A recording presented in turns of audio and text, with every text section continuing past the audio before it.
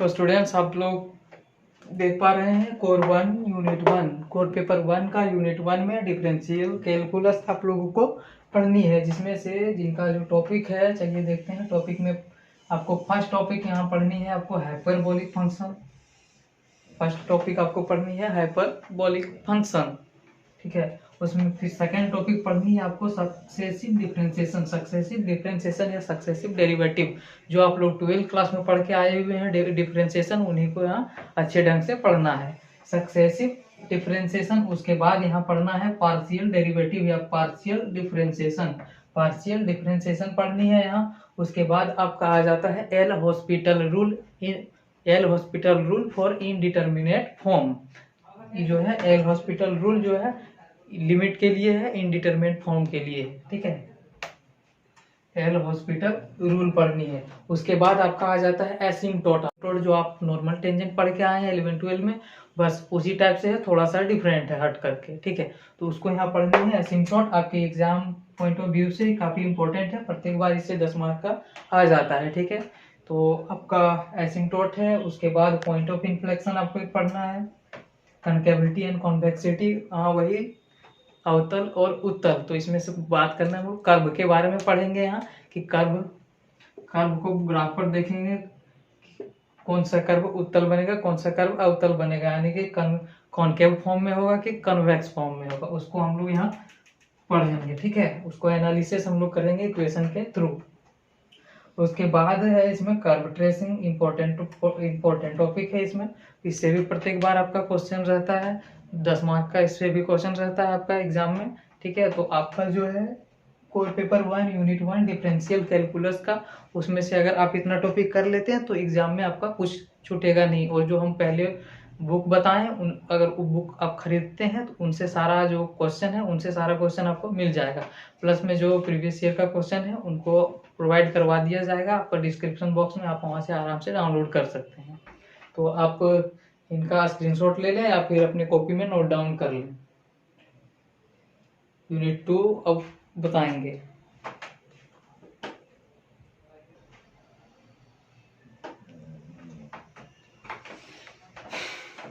तो students, core paper 1 का जो यूनिट 2 है इंटीग्रल कैलकुलस, इंटीग्रेशन, उनका जो कैलकुलस है पूरा इसमें पढ़ना है। उनका अलग अलग टॉपिक है, आप यहाँ देखिए। सबसे पहले जो इसका इंटीग्रल कैलकुलस है, इनका जो फर्स्ट टॉपिक है रिड्यूसिंग फार्मूला आपको पढ़ना है, रिड्यूसिंग फार्मूला, ठीक है। इंटीग्रेशन का ही है, इसमें रिड्यूसिंग फार्मूला आपको यहाँ पढ़ना है। उसके बाद आपका आ जाता है एरिया ऑफ कर्व। तो एरिया ऑफ कर्व यहाँ कैसे पढ़ेंगे, तो आप लोग 12th क्लास में पढ़े होंगे एरिया बॉन्डेड। तो एरिया बॉन्डेड से यहाँ काफी रिलेटेड क्वेश्चन है। हाँ, आप लोग देख रहे होंगे कि area of curve same to same जिस तरह आप 12 में उनको सॉल्व करते थे, अगर कोई इक्वेशन दिया रहता था कर्व का, उनसे आप उनका एरिया कैसे बाउंड करते थे, बस वही टॉपिक यहाँ आपको अच्छे ढंग से पढ़नी है। उसके बाद आपका आ जाता है लेंथ ऑफ प्लेन कर्व, और एक और टॉपिक आ जाता है volume surface of area of solid, और इसी को बोलते हैं रेवोल्यूशन, इसी को हम लोग रेवोल्यूशन बोलते हैं। तो वहाँ आप लोग जो एरिया बॉन्डेड जो 12th क्लास में पढ़े हैं, तो उनसे यहाँ रिलेटेड आपको 3 टॉपिक मिल जाएगी, 3 टॉपिक मिल जाएंगे, एक ये टॉपिक, एक ये टॉपिक, एक ये टॉपिक। ये जो आपका तीनों टॉपिक है, ये जो है आपका तीनों टॉपिक एरिया बॉन्डेड से रिलेटेड है, आप आराम से इसको कर पाएंगे, ठीक है। तो आप इसको स्क्रीनशॉट ले सकते हैं या आप अपने कॉपी में इसको नोट डाउन कर सकते हैं। तो चलिए हम साइड होते हैं, आप आराम से इसको स्क्रीनशॉट ले लीजिए या फिर अपनी कॉपी में नोट डाउन कर लीजिए।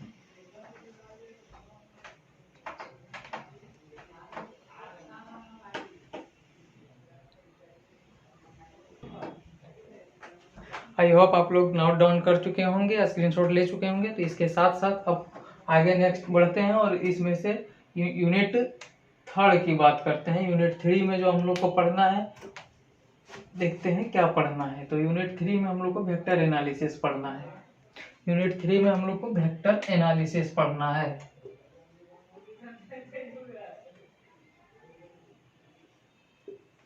तो वेक्टर एनालिसिस में हमें क्या क्या पढ़ना है, तो आप लोग 12th क्लास में वेक्टर पढ़ के आए होंगे, आराम से पढ़े होंगे। तो वहाँ आप लोगों को मिलता होगा वेक्टर फॉर्म का 2 इक्वेशन मिलता होगा, उसको आप लोग क्रॉस प्रोडक्ट करते होंगे, डॉट प्रोडक्ट करते होंगे और उनका जो फाइनल सॉल्यूशन निकालते होंगे। तो सबसे पहले यहाँ हम लोग जो पढ़ेंगे बेसिक मैथमेटिक्स फर्स्ट ईयर में जो हम लोग पढ़ेंगे वेक्टर एनालिसिस, तो इसमें हम लोग पढ़ेंगे प्रोडक्ट ऑफ 3 and 4 वेक्टर का। यहाँ प्रोडक्ट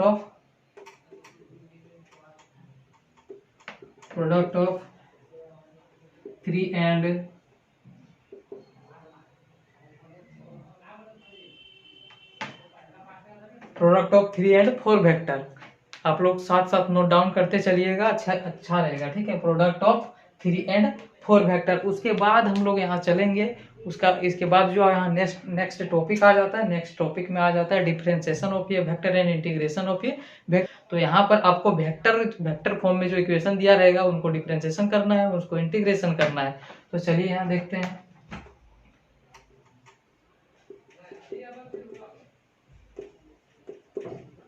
डिफरेंशिएशन एंड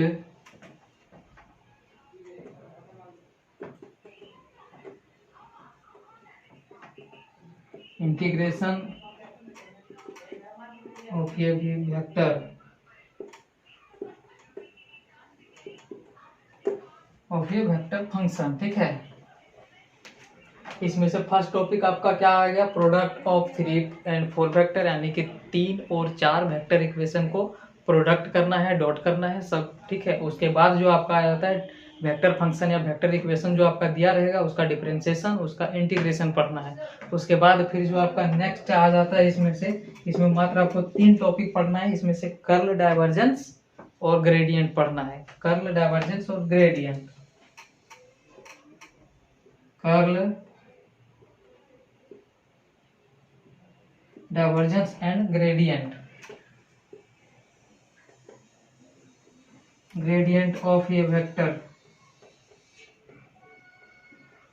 ठीक है। Curl, divergence and gradient of ये वेक्टर फंक्शन या वेक्टर या कुछ भी हो चलेगा।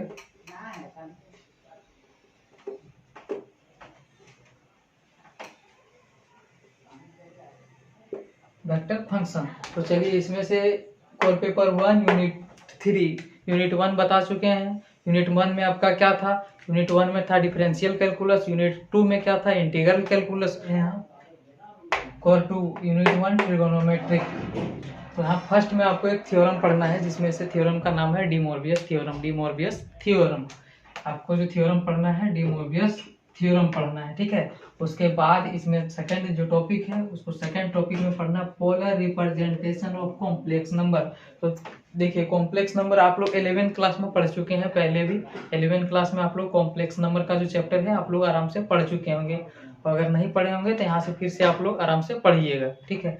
तो कॉम्प्लेक्स जो नंबर होगा उनका जो होगा पोलर रिप्रेजेंटेशन होगा, ठीक है। पोलर रिप्रेजेंटेशन के बारे में आपको यहाँ पढ़ना होगा। उसके बाद जो इसमें आ जाता है लॉगरिथम ऑफ ये कॉम्प्लेक्स नंबर। जो कॉम्प्लेक्स नंबर होगा उस पर जो लॉग का फॉर्मेट है, जो लॉग का ऑपरेशन है, तो उस पर लॉग का ऑपरेशन डिफरेंट मेथड से, डिफरेंट प्रॉपर्टीज से लॉगरिथम पर जो है ये कॉम्प्लेक्स नंबर पर है लॉगरिथम का प्रॉपर्टीज को हम लोग अप्लाई करेंगे, ठीक है।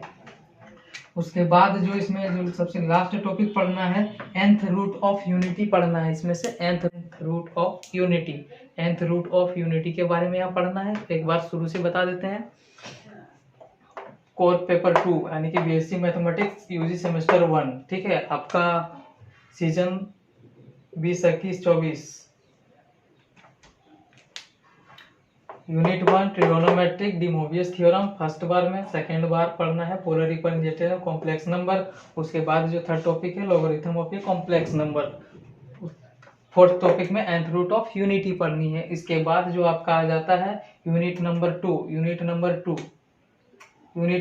2 में इसमें मैट्रिक्स थ्योरी पढ़नी है। Matrix theory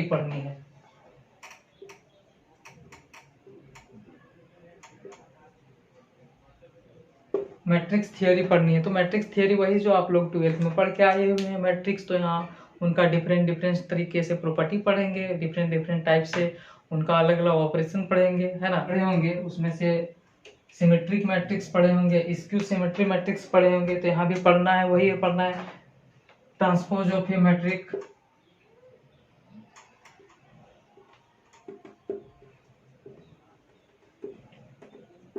transpose of a matrix यहाँ पढ़ना है। तो किसका ट्रांसपोज? तो सिमेट्री मैट्रिक्स का, स्क्यू सिमेट्री मैट्रिक्स का।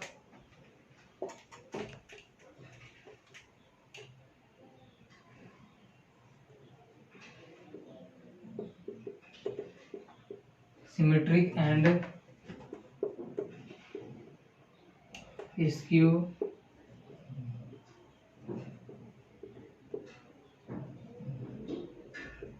Skew symmetric matrix. Transpose of a matrix किसका पढ़ना है? स्क्यू सिमेट्री मैट्रिक्स और सिमेट्री मैट्रिक्स का यहाँ पढ़ना है, ठीक है। उसके बाद जो आपका इसमें पढ़ना है, उसमें सेकंड में पढ़ना है inverse of a matrix.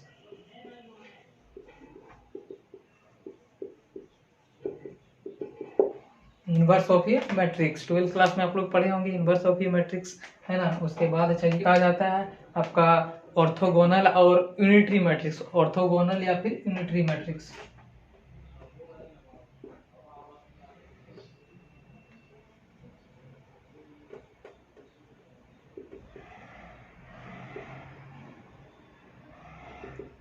Orthogonal and unitary matrix, orthogonal and unitary matrix पढ़नी है। इसके बाद जो है, चलिए 4th नंबर में देख लेते हैं। 4th नंबर में आपका आ जाता है रैंक ऑफ ए मैट्रिक्स। इसके बाद चलिए क्या आ जाता है? रैंक,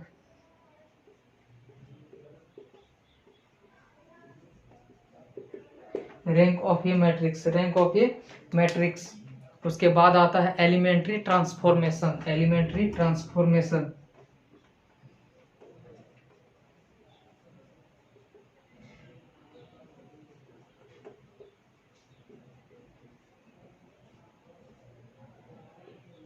एलिमेंट्री ट्रांसफॉर्मेशन आप लोग 12th में किए होंगे। उसका जो एलिमेंट होता है उसको ट्रांसफॉर्म कैसे किया जाता है रो और कॉलम में, है ना। तो उसी के बारे में पढ़ना है, एलिमेंट्री ट्रांसफॉर्मेशन पढ़ना है। उसके बाद एक और पढ़ना है लीनियर, जो सिस्टम ऑफ लीनियर इक्वेशन पढ़ना है। मैट्रिक्स में ही पढ़ना है, सिस्टम ऑफ लीनियर इक्वेशन पढ़ना है।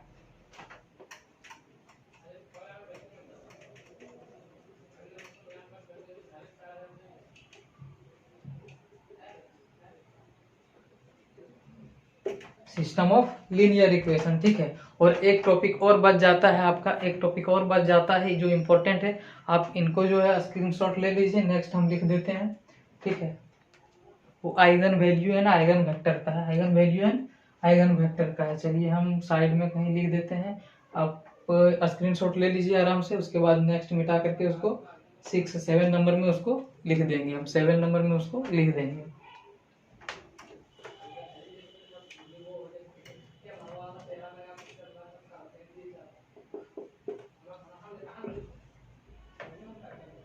Eigen value,